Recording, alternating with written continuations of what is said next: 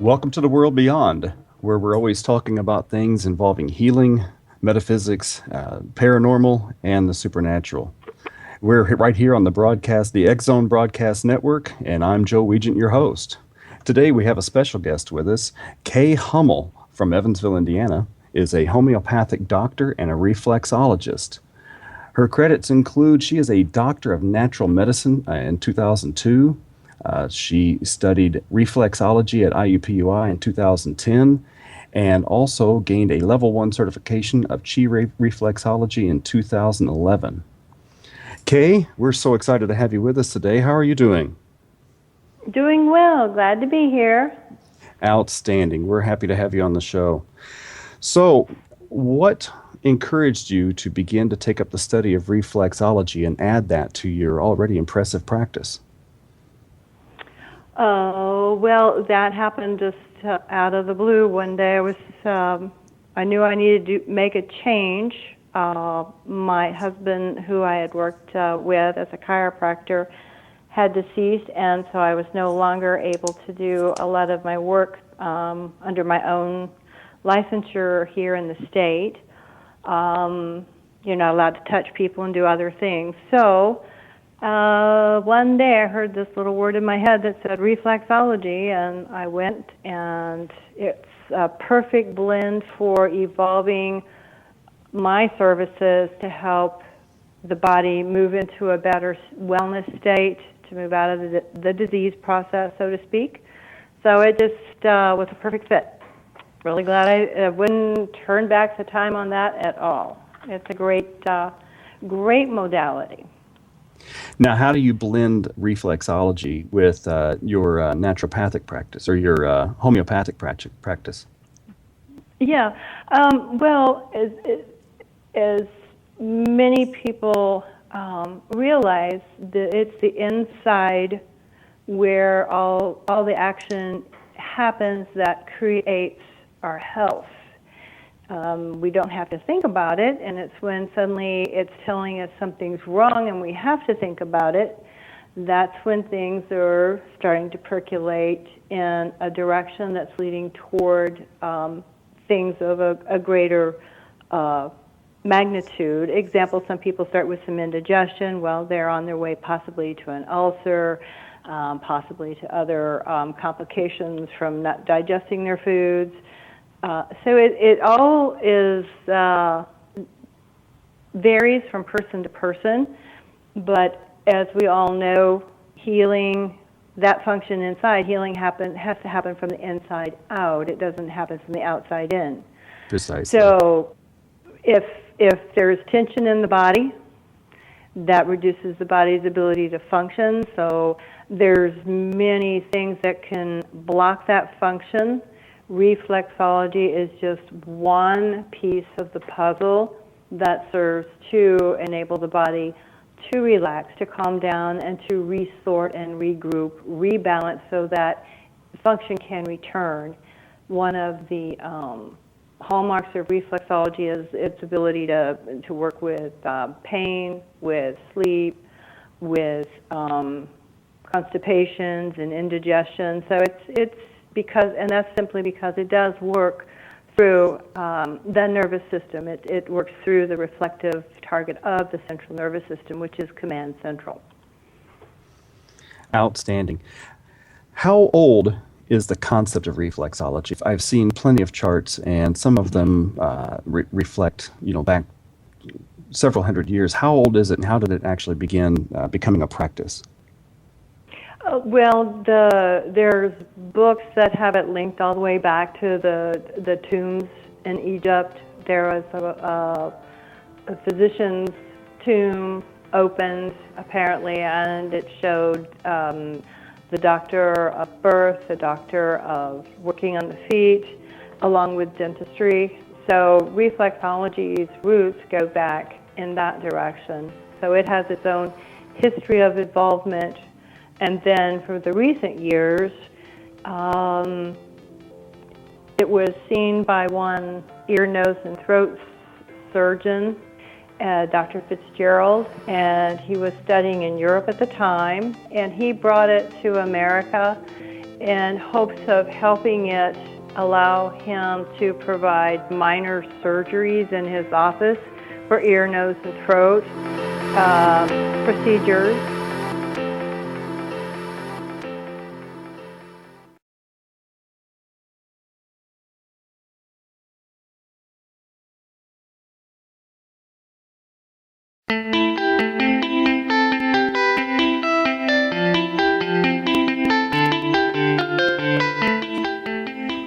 Welcome back to the World Beyond.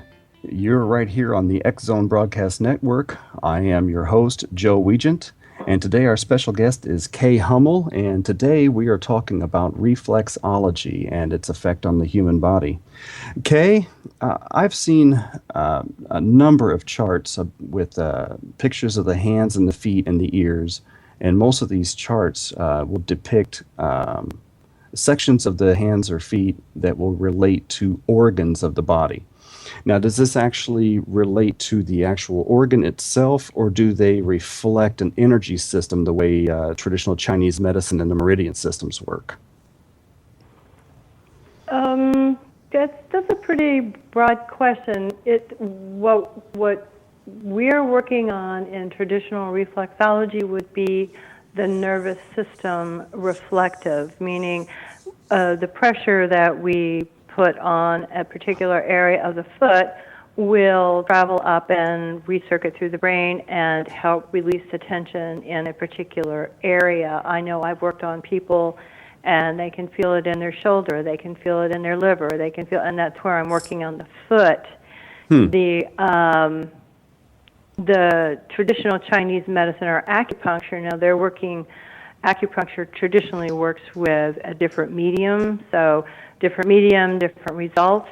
I know if an acupuncturist put needles on some of the specific points on the bottoms of the feet, that the person would come off the table. So I think they're called the Mashu points.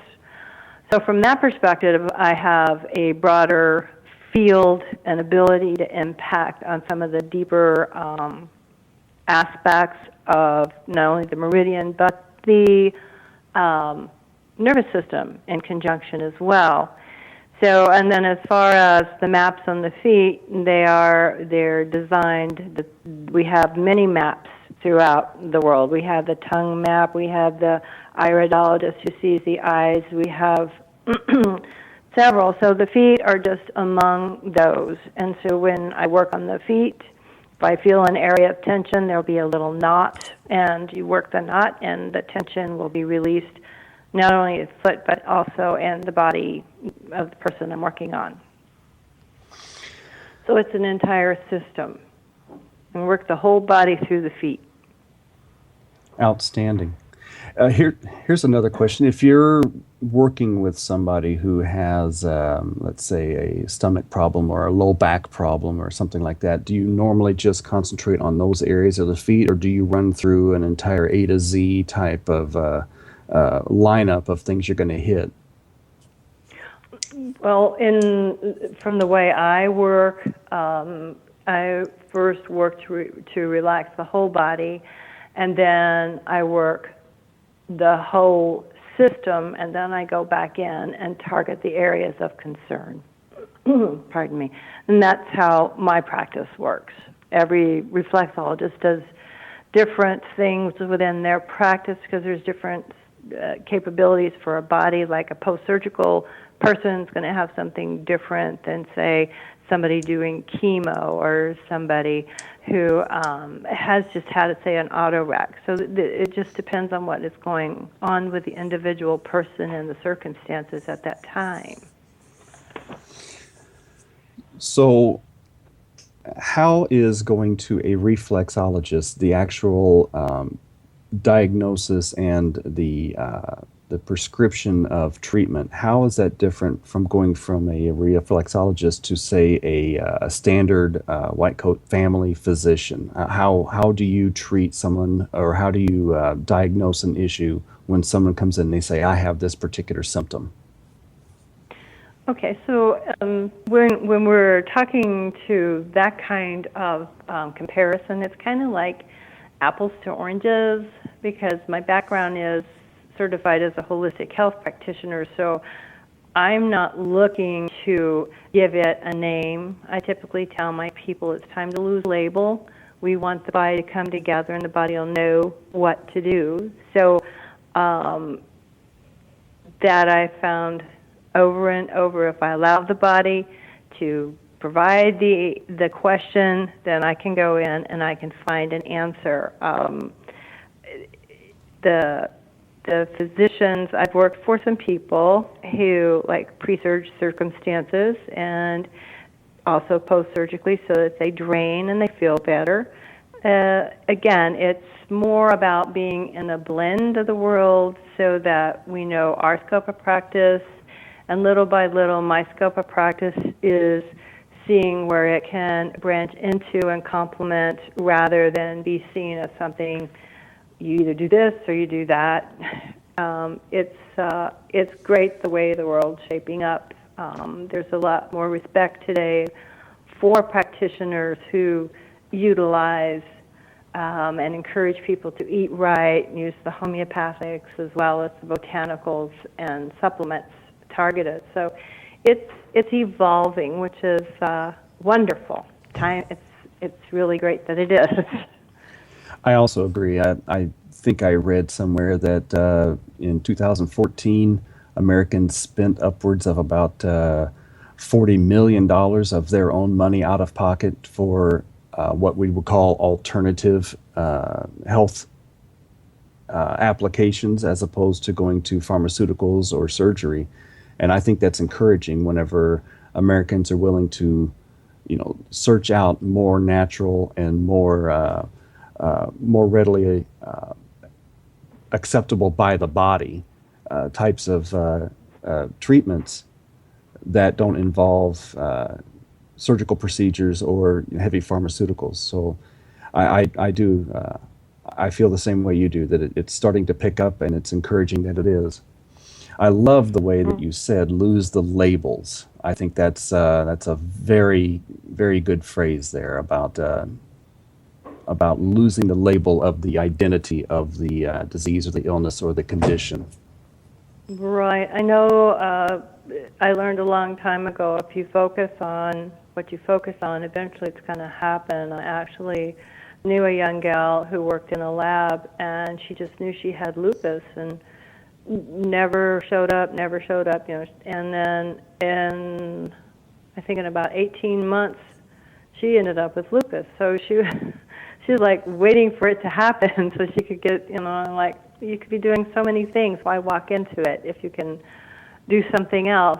And people are not wanting to walk into those situations where their life is less than what they want it to be. And knowing that there's alternatives that help support quality of life and keep the body moving and grooving, basically, is comforting, at least as for myself. I know I had to take my own step out of the traditional allopathic world after being in it for about 20 years, and then once I realized the potential of everything and what it was all about, then it didn't take long for me to realize that this was a better way for me to participate in my life, and I wanted to share it with other people. So it works.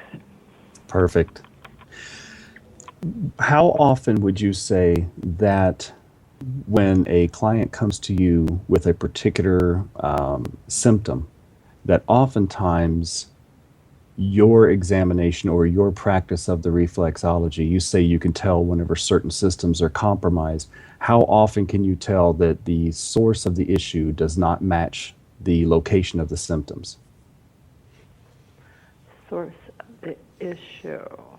Well, if people will present with a host of concerns, and in line with the law of cure from herring, we have to heal present to past. So somewhere in the past is the one place where everything began. It has the trigger. So it's a matter of, as the homeopaths would say, peeling back the onion, and that is a process. But everybody gets there, and then when they do, and then they can walk out of that forest a different direction and in a lot better health. So there's a lot to the work. My background is in homotoxicology, so I follow those principles that are outlined there. And people graduate, and they like it. How about that? There's nothing like Yeah, being able to I conquer like something that that they would can normally be termed as chronic, huh? Pardon me? I said there's nothing like being able to conquer something that would normally be termed as chronic. Right, and so when someone has arrived to a place where it's chronic, we have to see how much of the oomph of the body can pull the body into a better direction, and what will still maybe need it to be supplemented along the way. Case in point, a lot of people are on medications for their thyroid. Can we walk back, pull them out of maladaptive stress, and then go in and bring that thyroid back up to function? Now that will depend on a lot of factors relative to how long have they been on the medicine, what are their habits like, and really their willingness to cooperate and see if they can indeed help it begin to do some of its own work. So that takes a person willing to explore what is causing the body to fall into that kind of pattern, so that concern has come up. So everybody's different, and they all get approached that way in my practice. Everything is custom in my practice, so it's an effort that I enjoy taking on. Yeah. That's beautiful. I do the similar approach with my Reiki practice, where everyone is approached from where they are and what their issue is, and then we try to find out the cause of that issue and go at it from that direction. So that's perfect. Right, we've got just another minute or so before we have to take another break. How are you, and we might have to do this when we come back, are you able to tell some of the underlying causes for some of these illnesses whenever you're starting to do some of your initial diagnosis? Okay, yeah, we can talk about that after your break. Okay. All right, that sounds good. Fantastic. We've got about another minute or so to go before we get to our break here. It has been a pleasure having you with us on the show today. Folks, you're listening to The World Beyond. I am your host, Joe Weigant, and you are listening on the X Zone Broadcast Network.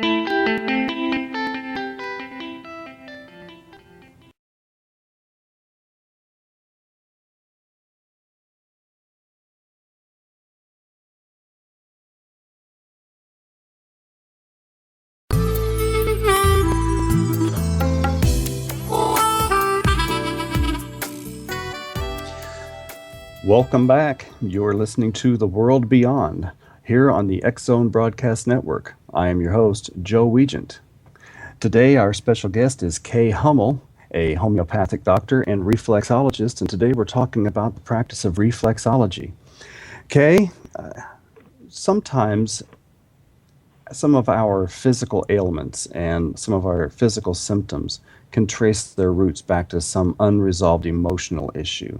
Are you able to verify that in your practice and pick up on that through your work? And how do you address that through the way that you approach reflexology? Well, there's several ways that I can approach that topic.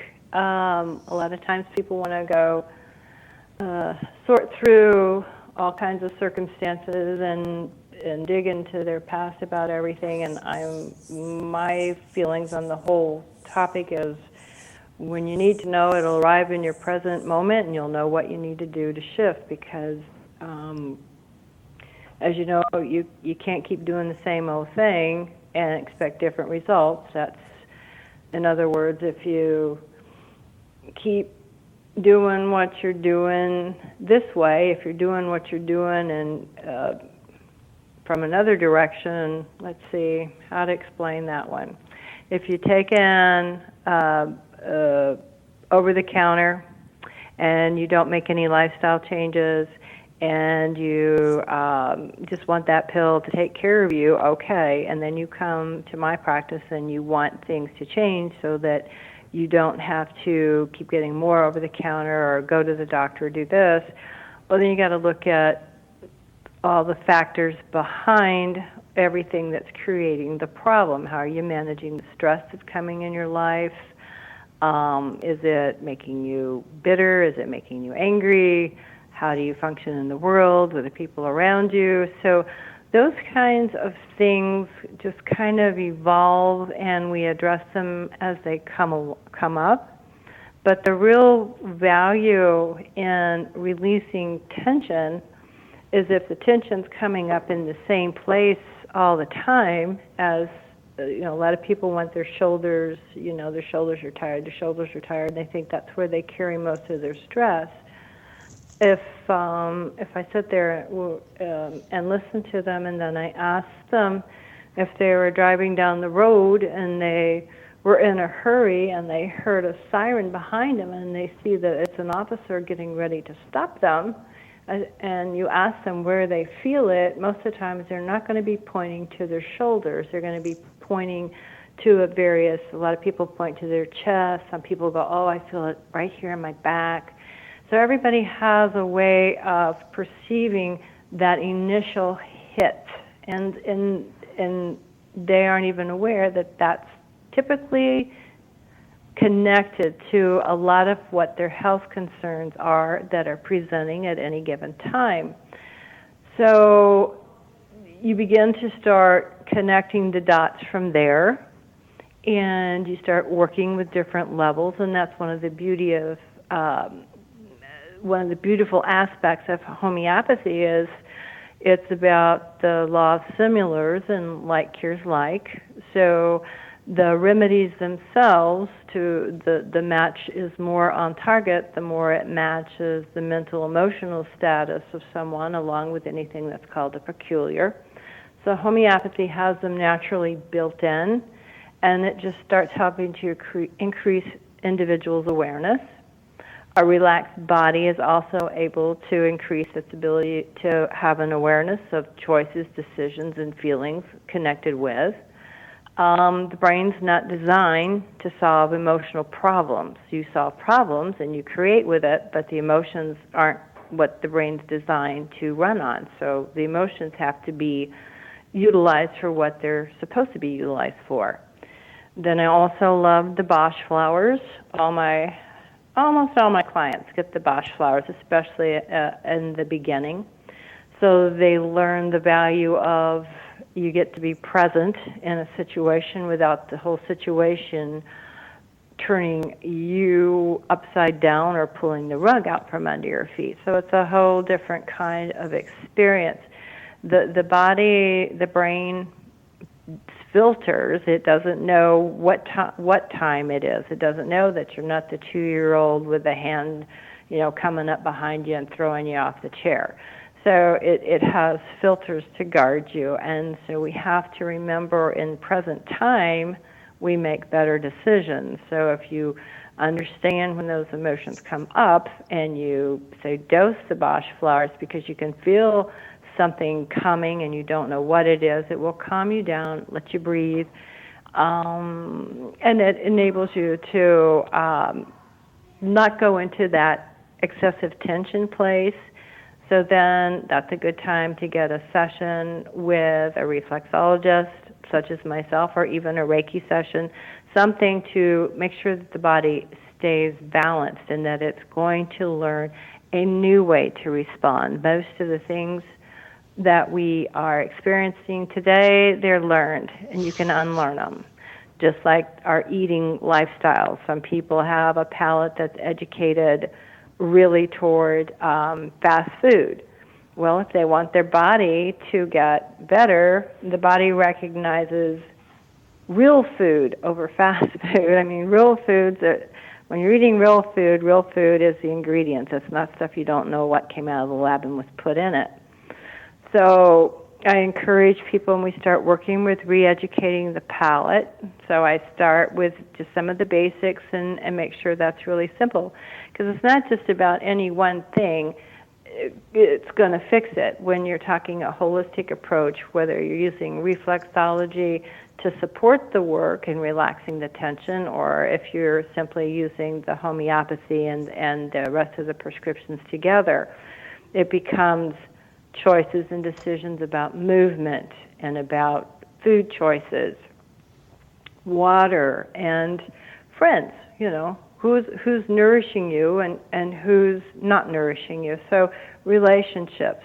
And so when things like that are coming up, it's like, they need to talk to a spiritual advisor, or they need to talk to their psychologist, psychiatrist. Some people come to me for depression.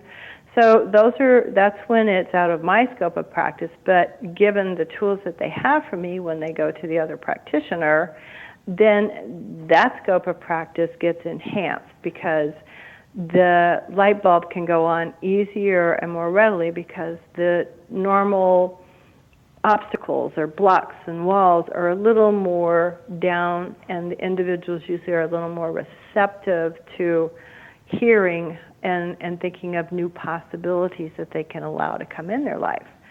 So it's in my practice, it's really a very holistic way of looking at any individual as they're wanting to move on or move forward in life.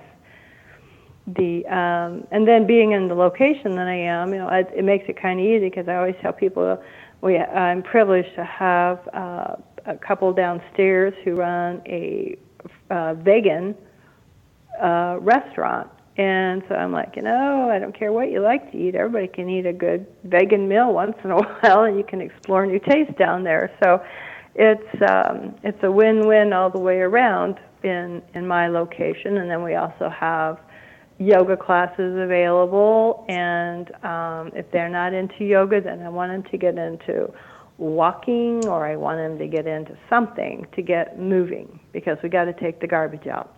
If you don't take the garbage out, you're just going to have a stagnant house. That stagnant energy don't do you no good. Precisely.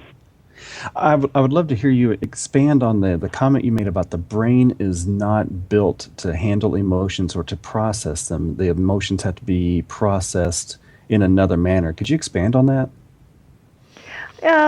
Right. Many years ago, I went to a lecture by a psychiatrist, and it was really humorous. He said, if you have parents, at the time I was a teacher, and he said, if your parents, are starting to get really emotional, or you find that you're getting really emotional in a situation, he said, just start doing the math.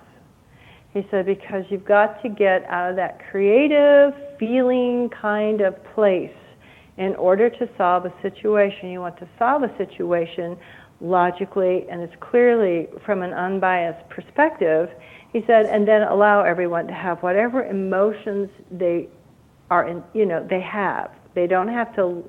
You've been perhaps in a situation at work where your boss made a decision and suddenly you got, half the office can't stand it, maybe two people walk out, And then the others are like, I don't see what the real problem is. So everyone is entitled to have their emotions in regards to any situation.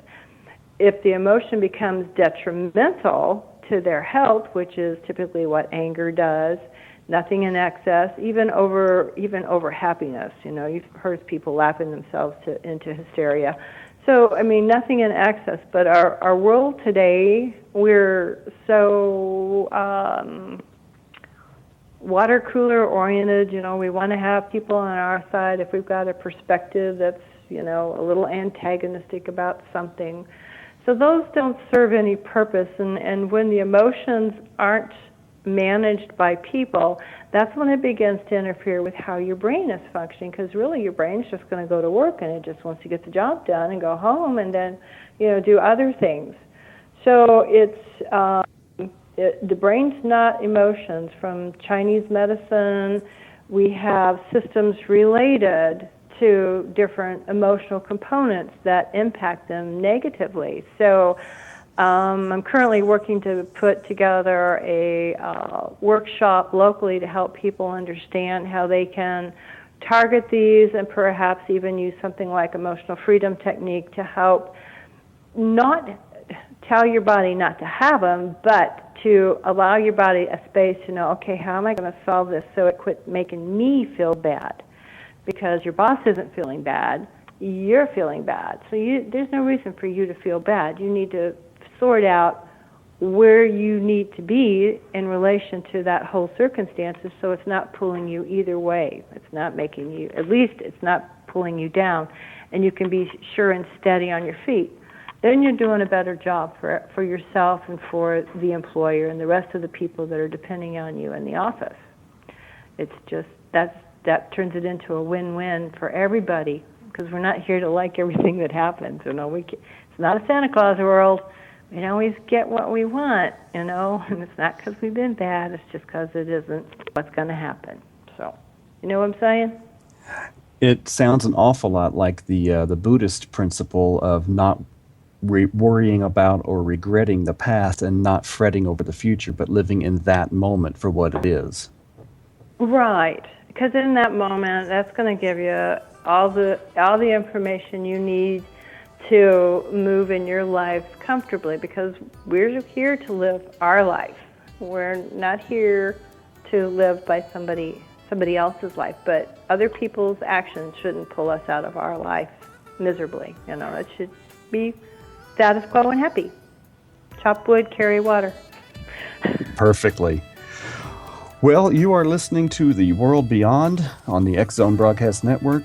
I am your host, Joe Weigant, and we will come back and talk more with Kay Hummel in just a few minutes.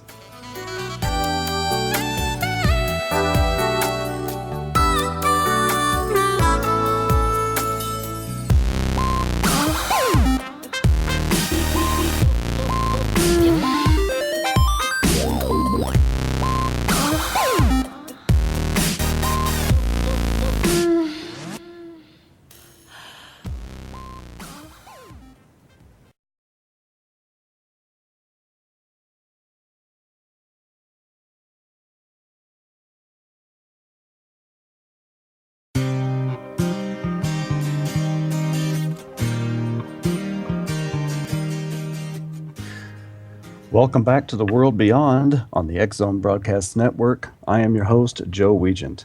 Today we're talking to Kay Hummel, a homeopathic doctor and a reflexologist, and we've been talking about reflexology and the practice of regaining health.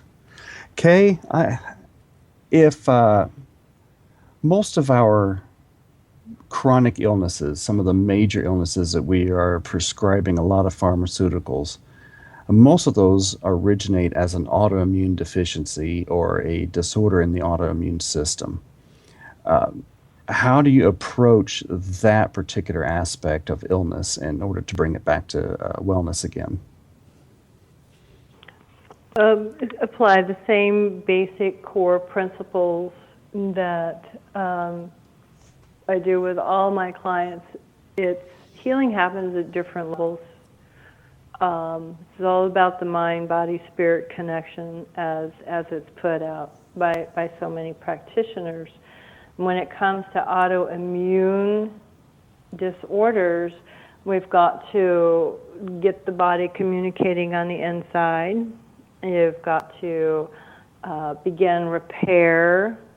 You've got to, it depends on, what's going asunder. So a lot of times it's the gut, a lot of the liver. If I could say one thing to everyone out there, if you learn to love that liver and take really good care of your liver, you're ahead of the game. And that's one of the things that's so important when it comes to choosing pharmaceuticals and what they term as nutraceuticals or supplements.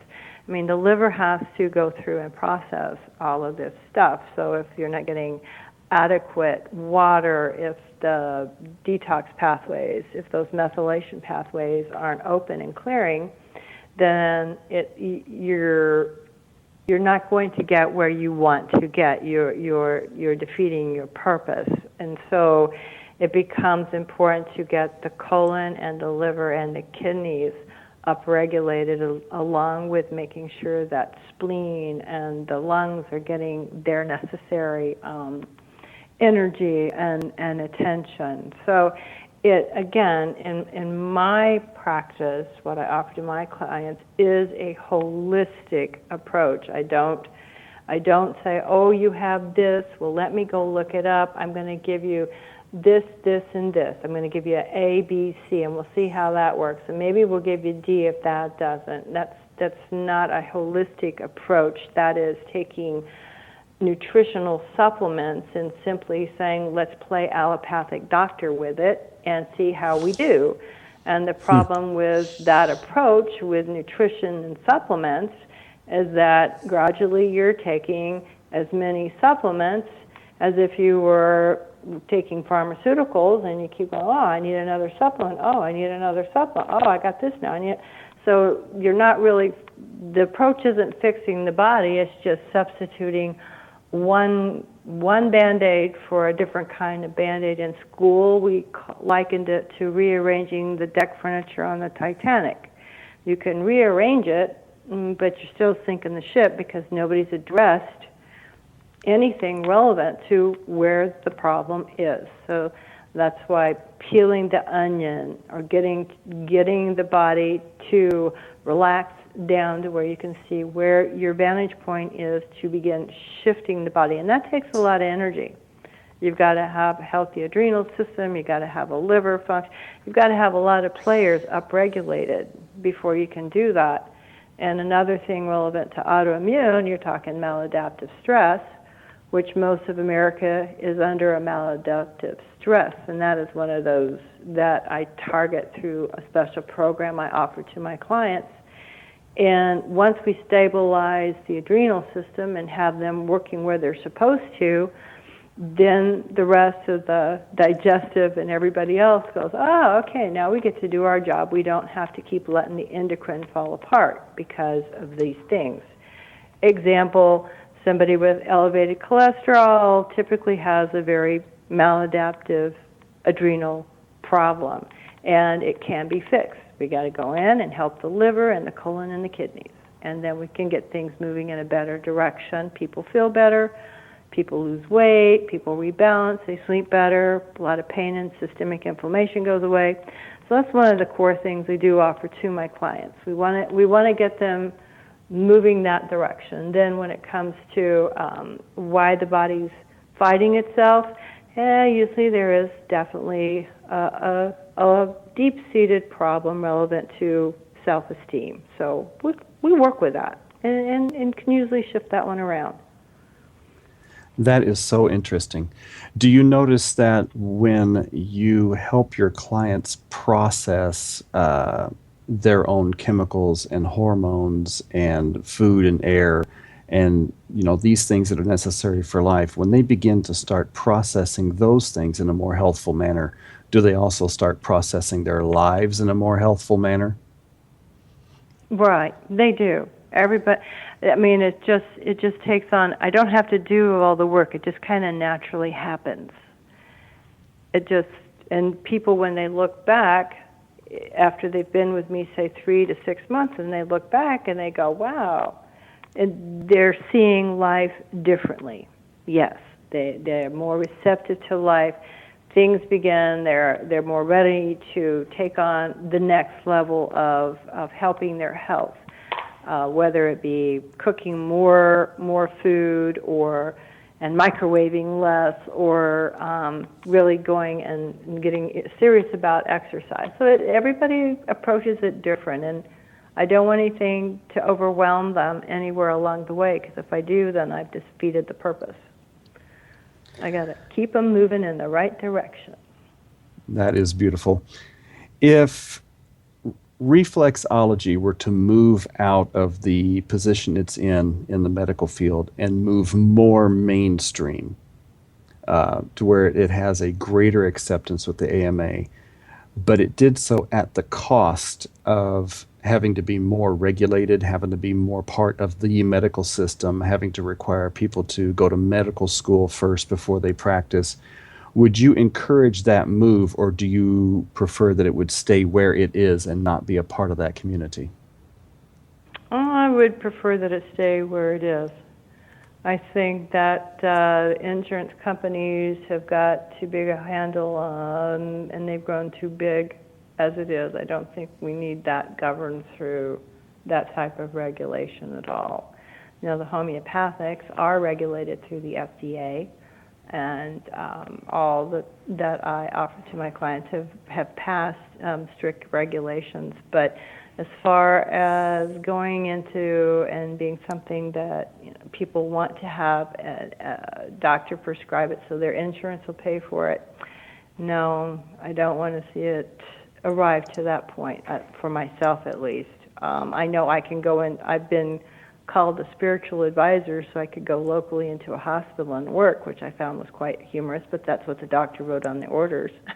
So let the spiritual advisor come in and do reflexology. That was pretty good. That is humorous. That really is funny. And I agree with you about not having some of these alternative modalities moving into the mainstream and become part of the insurance and pharmaceutical and medical system. I agree with you on that.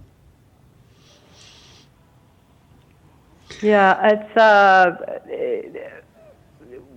America's healthcare needs a big overhaul. I'm not quite I don't have the solution for some of it, but I do really appreciate the people willing to come to my practice and invest money in my services that is out of pocket. That is, for some it's kind of a strain, but I work with everyone as best I can, and we end up pretty well in a win-win.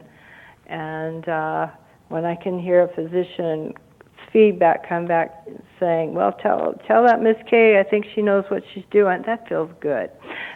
That feels really good. So little by little, they're respecting what I do offer in support of wellness work and helping the client move, perhaps keeping the function, say, of a gallbladder or improving the function of a kidney for a little bit longer. So that, and that's a good thing. I know I had a gal one time I just did reflexology on, and she stayed off going to dialysis for another 7 years. So that was just reflexology, and she did some diet modification. So it does work.